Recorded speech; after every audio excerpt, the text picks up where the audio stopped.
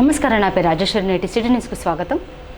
ప్రభుత్వ ఆసుపత్రుల సిబ్బంది మందులు అందుబాటులో లేకుంటే చర్యలు తప్పవని తెలంగాణ వైద్య విధాన పరిషత్ కమిషనర్ అజయ్ కుమార్ అన్నారు.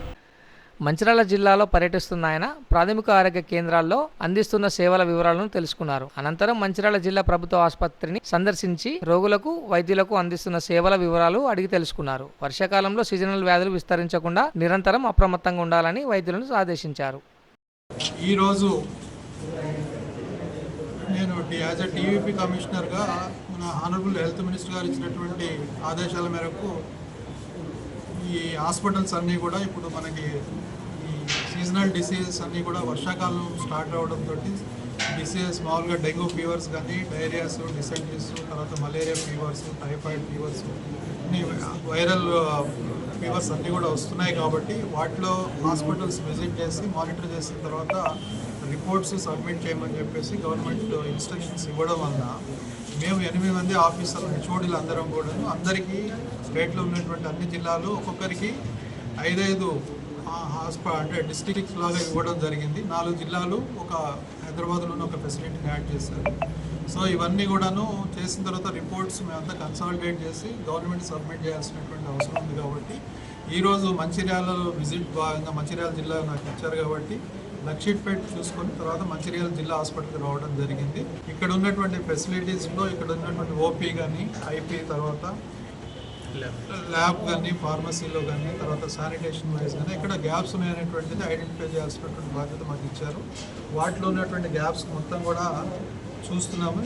ఈ సీజన్ రాబోయేటువంటి సీజనల్ డిసీజెస్లో ఎందుకంటే వర్షాకాలం ఇంకా ముందుంది కాబట్టి ఇంకా వర్షాలు ఎక్కువైతే వచ్చేటువంటి అరేంజ్మెంట్స్ స్పెషల్గా ఈ వచ్చే డిసీజెస్ని ఎట్లా మేనేజ్ చేయాలనేటువంటిది రెడీగా ఉన్నారా లేదా, ఫీవర్ ఓపీస్ రెడీ చేశారా, ఈ ఫీవర్ ఓపీస్లో వచ్చే పేషెంట్ లోడ్ ఒక్కోసారి సడన్గా రేజ్ అయితే వాటిని ఎట్లా మానిటర్ చేయాలి, డ్రగ్స్ కానీ, ల్యాబ్ రియేజెంట్స్ కానీ, తర్వాత పేషెంట్ కేర్లో సర్వీసెస్లో కానీ ఎక్కడ గ్యాప్ రాకుండా చూడాల్సిన బాధ్యత వీళ్ళకి ఉన్నది. కాబట్టి వారికి కూడా డైరెక్షన్స్ ఇవ్వడం జరుగుతుంది.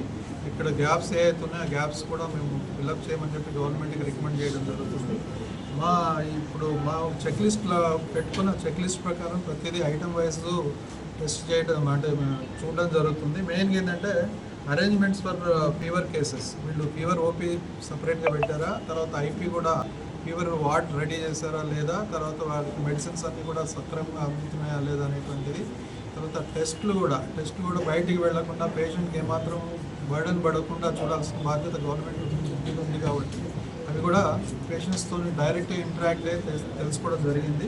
అట్లాగే మంత్లీ ఇప్పుడు మనకి మామూలుగా ఇక్కడ ఉన్నటువంటి ల్యాబ్లలో ఏంటంటే ఒక 25 డెంగ్యూ ఫీవర్ కేసెస్ రావడం జరిగిందని చెప్పేసి మంచిర్యాల జిల్లాలో డిఎంఎన్హెచ్ఓ గారు ఇచ్చినటువంటి ఇన్ఫర్మేషన్.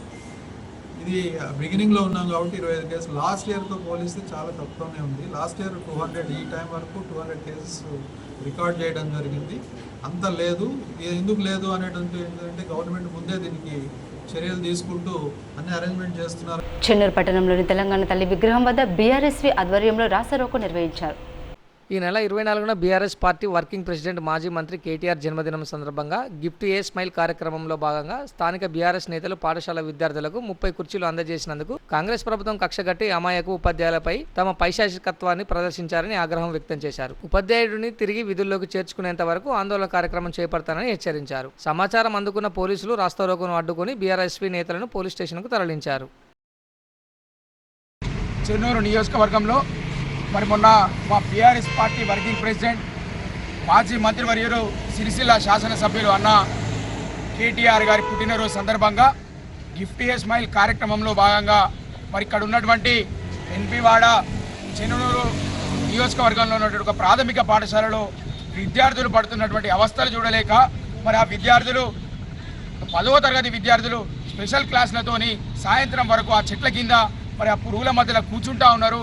నా విద్యార్థులకు ఇబ్బంది అవుతూ ఉన్నదని గ్రహించినటువంటి బీఆర్ఎస్ పార్టీ చెన్నూరు నియోజకవర్గానికి సంబంధించినటువంటి ఇన్ఛార్జ్ ఎవరైతే డాక్టర్ రాజా రమేష్ గారు ఉన్నారో వారు మానవతా హృదయంతో రాజకీయాలకు ఎలాంటి సంబంధం లేకుండా రాజకీయాలకు అతీతంగా ఆ విద్యార్థులకు కేటీఆర్ అన్న గారి పుట్టినరోజు సందర్భంగా ఒక 30 కుర్చీలు మరి డొనేట్ చేస్తే ఇక్కడ ఉన్నటువంటి మంత్రివర్యులు, ఇక్కడ ఉన్నటువంటి స్థానిక శాసనసభ్యులు గడ్డం వివేక్ మరి ఇలా బీఆర్ఎస్ పార్టీ నాయకులపై బీఆర్ఎస్ పార్టీలో ఉన్నటువంటి కార్యకర్తలపైన ఇలా అనుచితంగా ప్రవర్తించడమే కాకుండా మరి అక్కడ ఉన్నటువంటి సహకరించినటువంటి ఉపాధ్యాయులు ఎవరైతే ఉన్నారో మరి వారిని మరి అక్కడ ఉన్నటువంటి ఉత్తమ ఉపాధ్యాయుడు అవార్డు అందుకున్నటువంటి ఆ ఇన్ఛార్జి ఉపాధ్యాయుడిని సస్పెండ్ చేయడమే కాకుండా మరి మిగతా ఉపాధ్యాయులందరూ కూడా షోకాస్ నోటీస్ ఇవ్వడం అనేది కూడా తీవ్రంగా బీఆర్ఎస్ పార్టీ బీఆర్ఎస్ విద్యార్థి విభాగం ఖండిస్తూ ఉన్నది. ఇక్కడ ఉన్నటువంటి మంత్రి వివేకాన్ని మేము ప్రశ్నిస్తూ ఉన్నాం.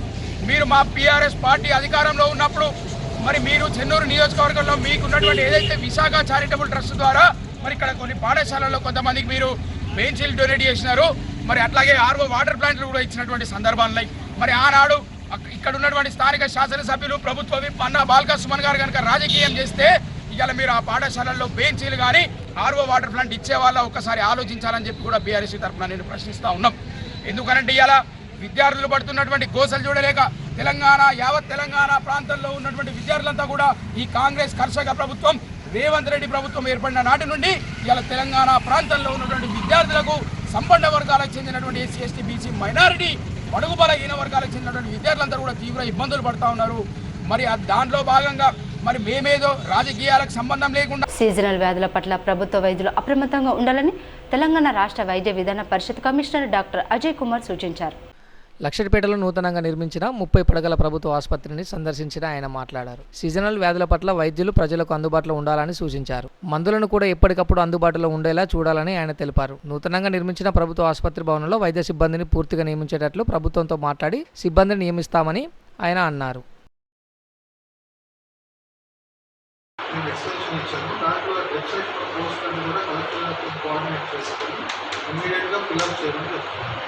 ఆల్రెడీ నిన్న మొన్న డాక్టర్లు కూడా ఇచ్చారు, గైనకాలజిస్ట్ కూడా వచ్చింది, డెలివరీ కూడా చేస్తూ ఉంటుంది. సో నేను వచ్చిన పరిస్థితి ఏంటంటే ఇక్కడికి ఈరోజు రావడానికి రీజన్ ఏంటంటే మన ఆంధ్ర మినిస్టర్ గారి డైరెక్షన్స్ సెక్రటరీ గారు ఇచ్చినటువంటి మాకు ఇచ్చిన టూర్ ప్రోగ్రాంలో ఈ ఆసిఫాబాద్ నాకు మంచిర్యాల తర్వాత నిర్మల్ ఆదిలాబాద్ జిల్లాలు ఇవ్వడం జరిగింది. నాకులాగా మా దగ్గర 8 మంది హెచ్ఓడీలు అందరికీ కూడా అంత స్టేట్ అంతా డిస్ట్రిబ్యూట్ చేశాను. సో నేను డైరెక్ట్ హైదరాబాద్ నుంచి లక్ష్యపెట్టి ఈరోజు ఈ సీజనల్ డిసీజెస్ ఏదైతే వాటిలో ఉన్నటువంటి గ్యాప్స్ ఐడెంటిఫై చేయడం, పేషెంట్ లోడ్ ఎంత ఉంది, ఓపీ ఎంత ఉంది, ఐపీ ఎంత ఉంది, ల్యాబ్ డయాగ్నోస్టిక్స్ ఏమైనా ఇష్యూస్ ఉన్నాయా, ఫార్మసీ ఏమైనా ఇష్యూస్ ఉన్నాయా, సో సర్వీసెస్ ఎట్లా ఉన్నాయి అనేటువంటిది ఒకసారి ఎగ్జామ్ చేసి గవర్నమెంట్కి రిపోర్ట్ చేయాల్సి వస్తుంది. ఇక్కడేమైనా గ్యాప్స్ ఉంటాయి మేము వీళ్ళందరికీ కూడా రీసెర్చెస్ ఏఎంహెచ్ఓ జీజీహెచ్ కొన్ని కూడా కోఆర్డినేట్ చేసుకున్నప్పుడు, ఎందుకంటే ఏదైనా కేసు బ్యాడ్ అయ్యి ఏదైనా డెంగ్యూ పాజిటివ్ వచ్చినా మలేరియా పాజిటివ్ వచ్చినా కూడా డిఎంహెచ్ఓ తెలియాలి. ఈ కేసు ఇక్కడ రాకుండా మళ్ళీ జీజీహెచ్ పంపించా కూడా ఆసుపత్రి నోటీసులో ఉంది కాబట్టి ఇంకొన్ని కోఆర్డినేట్ చేసుకోమని చెప్తున్నారు. అట్లాగే డ్రగ్స్ విషయంలో కూడా ఏదైనా మెడిసిన్స్ లేకపోతే ఆ మెడిసిన్స్ కోఆర్డినేట్ చేసుకుని ఎక్కడ అవైలబుల్ నియరెస్ట్ పిఎస్సీ కానీ సిఎస్సీ కానీ ఏరియా హాస్పిటల్ కానీ జీజీహెచ్లో కానీ ఉంటే ఒకరికోళ్ళు కొంచెం కోఆర్డినేట్ చేసుకొని కంప్లీట్ చేయమని చెప్తున్నారు. వీళ్ళకి ఏంటంటే మెడిసిన్స్ కొనడానికి కూడా కొంత అమౌంట్ రిలీజ్ చేస్తారు. అలాగే ఒకళ్ళు ఇక్కడ ఏమైనా ఎక్కువ షార్టేజ్ ఉండి ఎమర్జెన్సీ మెడిసిన్స్ ఏమైనా లేకపోతే ఇమీడియట్గా ప్రొక్యూర్ చేయడానికి వాటికి కూడా ప్రొవిజన్స్ ఇవ్వడానికి నేను గవర్నమెంట్ నుంచి రెడీ అయింది. అది మా అంటే నేను ఈరోజు రావడానికి రీజన్ ఏంటంటే మెయిన్లీ సీజనల్ డిసీజెస్ మీద టూర్ ఉంటుంది. అదంతా కూడా గవర్నమెంట్ ఎంక్వైరీ చేయాల్సి వస్తుంది. మీకు అంటే కొత్తగా హాస్పిటల్ ఎస్టాబ్లిష్ అయింది కదా, మీ ఇష్యూస్ ఏమైనా ఉంటే చెప్పండి, నేను రెక్టిఫై చేయాలనుకుంటే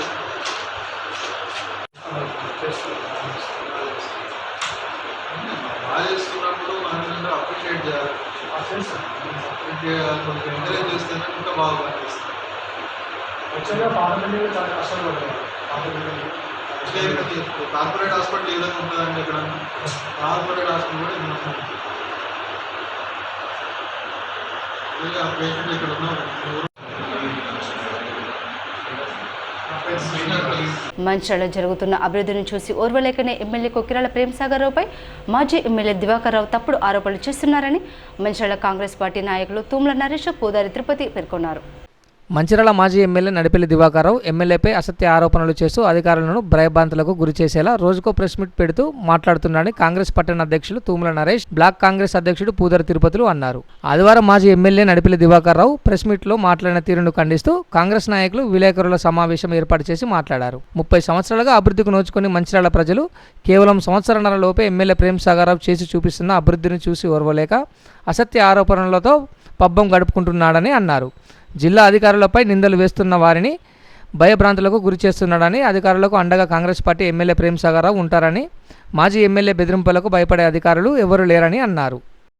అధికారుల మీద మరియు మంచిర్యాల శాసనసభ్యులు పెద్దలు కొక్కిరాల ప్రేమ్సాగర్ రావు గారి మీద అనుచిత వ్యాఖ్యలు చేసినందుకు దాన్ని కాంగ్రెస్ పార్టీ నుండి ముందుగా తీవ్రంగా ఖండిస్తున్నాం. దివాకర్ రావు గారు నీకు ఎన్నిసార్లు చెప్పినా సిగ్గు లజ్జ లేదు, నీకు కానీ నీ కొడుకు కానీ ఏమాత్రం లేని చెప్పి సందర్భంగా తెలియజేస్తున్నాం. ఎప్పుడు చూసినా చౌకబారు సమావేశాలు పస ఉండదు, ఏదైనా నిరూపించాలంటే దమ్ము ఉండదు, లేనిపోని ఆరోపణలతోటి ఏదో ఒక ప్రెస్ మీట్ పెట్టాలి. జనం నన్ను మర్చిపోయినరు కాబట్టి ప్రెస్ మీట్ ద్వారా మరి సిటీ కేబుల్ వల్ల లేకపోతే మీడియాలో కనిపిస్తే నన్ను మళ్ళీ గుర్తుపెట్టుకుంటారనే ఒక కోరిక ఉండవచ్చు నీకు, కానీ అది జనం ఎప్పుడో మర్చిపోయినరు. నీ చౌకబారు విమర్శలు ఎవరు పట్టించుకున్న పరిస్థితులు లేరు. ఏం మాట్లాడుతున్నావా నువ్వు? ప్రేమ్సాగర్ రావు గారు అభివృద్ధి చేయలేదు, దోసుకుంటున్నాడు, ఇట్లా ఎన్నిసార్లు చెప్తావు? 100 సార్లు చెప్పినావు. ప్రతిపక్షంలో ఉన్నప్పటి నుంచి చెప్పుకుంటూ వస్తున్నాం మేము. నీకు దమ్ముంటే నువ్వు మొగోనివైతే ఒక మాటగా నిలబడితే ఎక్కడైతే అవినీతి జరిగిందో దాన్ని నిరూపించమని గతంలో చెప్పిన సందర్భాలు ఉన్నాయి, అయినా నిరూపించలేదు. ఎప్పుడు అదే విమర్శలు. రెండవది, అధికారులను బెదిరిస్తున్నావు. నీకు ఏ రైట్స్ ఉన్నాయో అధికారులను బెదిరిస్తున్నావు అంటే నువ్వు రెడ్ బుక్ రాస్తున్నావు. అక్కడ ఆంధ్రలో కూడా రాసినట్టు నువ్వు నీ కొడుకు రెడ్ బుక్ రాసి అధికారులను బెదిరించి భయభ్రాంతులకు గురి చేసి అభివృద్ధిని అడ్డుకుందామని ఒక అక్కస్తోటి నువ్వు ఈ ఆలోచనకు వచ్చినావా? ఖబర్దార్ దివాకర్ రావు గారు, అధికారుల జోలికి పోయినా మేము చూస్తూ ఊరుకోం. ఈరోజు రాష్ట్రంలో ప్రజాపాలన కొనసాగుతున్నది, ప్రజలు సంతోషంగా సుఖ సంతోషాలతో జీవిస్తున్నారు. మీ కాలంలో చేయని అభివృద్ధిని ఈరోజు రేవంత్ రెడ్డి గారి సర్కారు, బట్టి విక్రమార్క గారి నాయకత్వంలో, ఇక్కడ ప్రేమ్సాగర్ రావు గారి ఎమ్మెల్యే గారి ఆధ్వర్యంలో అభివృద్ధి అనేది ఉరుకులు పరుగుల మీద పోతున్నది. అది నీ కళ్ళకు కనబడట్లేదా? సన్న బియ్యం ఇవ్వడం జరిగింది. ఎక్కడ దేశంలో లేని విధంగా సన్న బియ్యం ఇస్తే పేదవాడు ఎవడైతే ధనికుడు తింటున్నాడో వారికి పోటీగా ధీటుగా వారితోటి సన్న బియ్యం తింటూ ఇవాళ హ్యాపీగా ఉన్నారు. అలాగే రేషన్ కార్డులు, నిరుద్యోగులకు ఉద్యోగ అవకాశాలు చెప్పుకుంటూ పోతే 6 గ్యారెంటీలు కాదు 60 గ్యారెంటీలు నెరవేర్చే విధంగా మీరు అప్పుల కుప్ప చేసిపోయిన ఈ రాష్ట్రాన్ని ఒక్కొక్కటి సర్దుకుంటూ మరి ఈరోజు ప్రజాపాలన కొనసాగుతున్నాం. ఇక్కడ 4 పర్యాలు నీ పాలన చూసారు. ఇక్కడ ప్రజలు నిన్ను గెలిపించారు. ఏం ఉరగబెట్టినావు?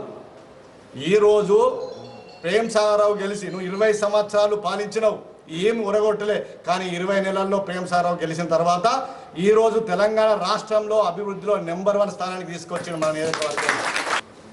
నిన్నటి రోజున మంచిర్యాల మాజీ శాసనసభ్యుడు మరి దివాకర్ రావు అవినీతి ఆరోపణలని చెప్పేసి ఇష్టారీతిన ఆరోపణలు, అవి ఆరోపణలు కాదు, అవి పచ్చి అబద్ధాలని చెప్పేసి వాటిని ఖండిస్తూ ఈరోజు మంచిర్యాల కార్పొరేషన్ మన పరిధి కాంగ్రెస్ పార్టీ ఆధ్వర్యంలో ప్రెస్ మీట్ ఏర్పాటు చేయడం జరిగింది.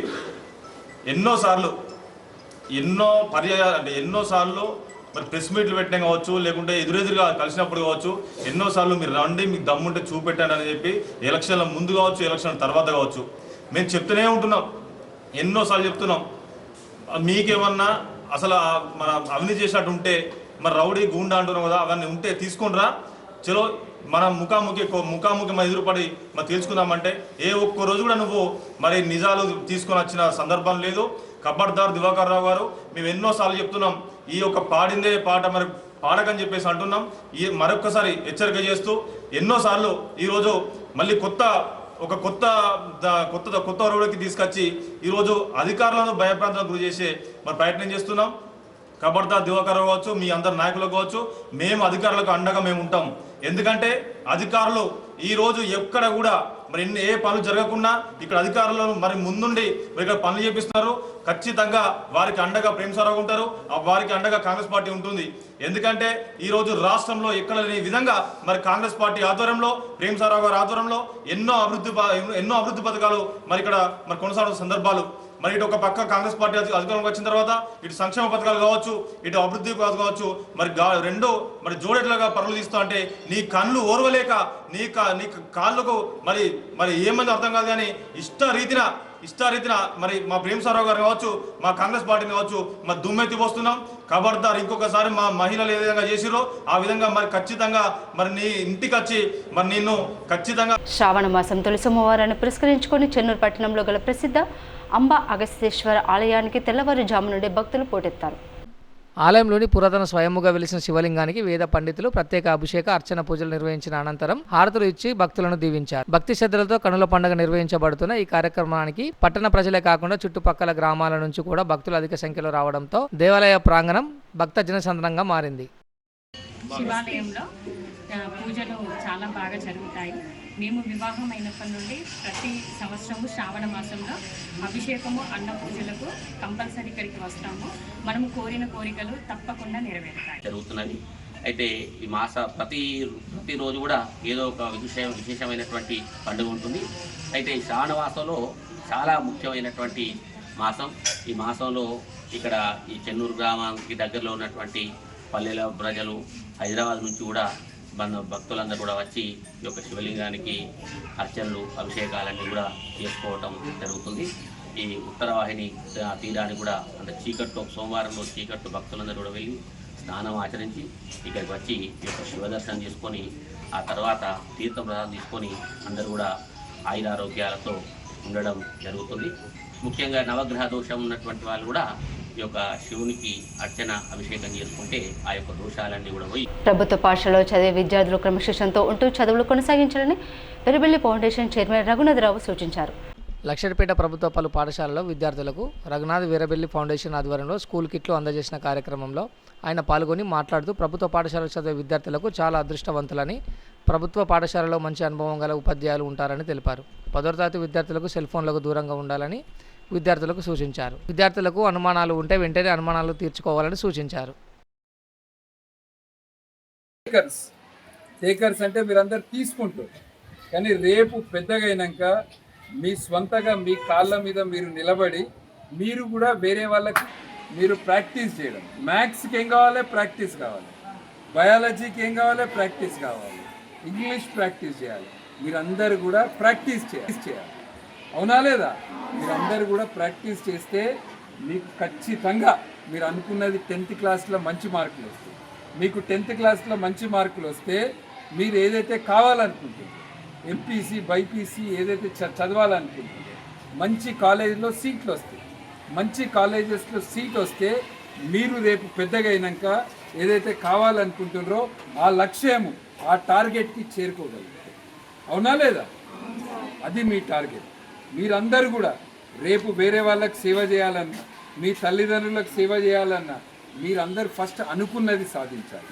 ప్రభుత్వ పాఠశాల విద్యార్థులు వేరే వాళ్ళకంటే తక్కువ కాదు. సిటీ న్యూస్ ఇంత సంపత్తి ప్రసారం. సిటీ న్యూస్లో మళ్ళీ కలుసుకుందాం. అంతవరకు నమస్కారం.